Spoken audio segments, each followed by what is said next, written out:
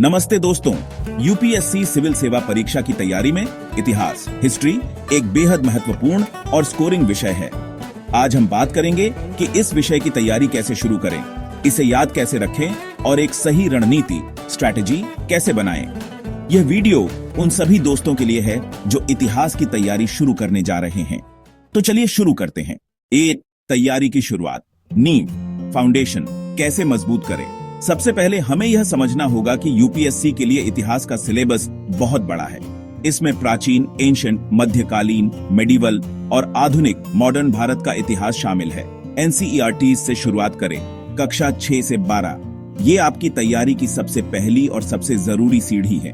इन्हें कम से कम 2 बार पढ़ें। पहली बार सिर्फ कहानी की तरह पढ़ें, घटनाओं, लोगों और जगहों को समझने की कोशिश करें। नोट्स बनाने की जल्दी न करें। दूसरी बार, इस बार पेंसिल या हाइलाइटर का उपयोग करें। महत्वपूर्ण नाम, तारीखें और घटनाओं को चिह्नित मार्क करें। बॉक्स में दी गई जानकारी पर विशेष ध्यान दें, क्योंकि यूपीएससी अक्सर वहीं से सवाल पूछता है।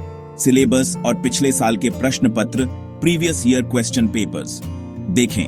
यूपीएससी का सिलेबस और पिछले 5-10 सालों के प्रश्न पत्र देखें।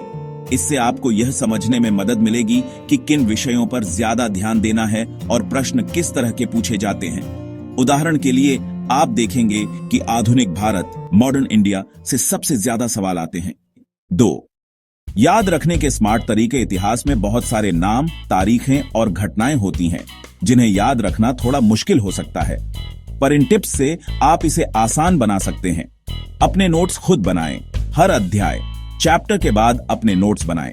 ये नोट्स छोटे और क्रिस्प होने चाहिए। नोट्स बनाने के लिए आप फ्लोचार्ट्स, टाइमलाइंस और माइंड मैप्स का इस्तेमाल कर सकते हैं। टाइमलाइन जैसे भारतीय स्वतंत्रता संग्राम की टाइमलाइन बनाएं। 1885 कांग्रेस की स्थापना से लेकर 1945 आजादी तक की सभी महत्वपूर्ण घटनाओं को क्रम से लिखें। बार बार रिवीजन करें। रिवीजन ही सफलता की कुंजी, की टू सक्सेस है। जो भी पढ़ें उसे हर हफ्ते और महीने के अंत में जरूर दोहराएं। कहानी के रूप में पढ़ें। इतिहास को सिर्फ तथ्यों, फैक्ट्स के रूप में नहीं, बल्कि एक कहानी की तरह पढ़ें। इससे घटनाएं और उनके बीच का संबंध, कनेक्शन याद रखना आसान हो जाता है। उदाहरण के लिए 1856 के विद्रोह, रिवॉल्ट को एक कहानी की तरह पढ़ें, जिसमें अलग अलग पात्र जैसे रानी लक्ष्मीबाई, मंगल पांडे और घटनाएं हों। 3. एक सही रणनीति स्ट्रैटेजी और योजना प्लान कैसे बनाएं। एक अच्छी योजना के बिना इतनी बड़ी तैयारी मुश्किल हो सकती है। विषयों को प्राथमिकता प्रायोरिटाइज दें। आधुनिक भारत, मॉडर्न इंडिया, इसे सबसे पहले और सबसे ज्यादा समय दें। प्राचीन भारत, एंशिएंट इंडिया, कला और संस्कृति, आर्ट एंड कल्चर पर विशेष ध्यान दें, जैसे हड़प्पा सभ्यता, बौद्ध धर्म और जैन धर्म। मध्यकालीन भारत, मेडिवल इंडिया, इसमें दिल्ली सल्तनत, मुगल काल और विजयनगर साम्राज्य पर ध्यान दें।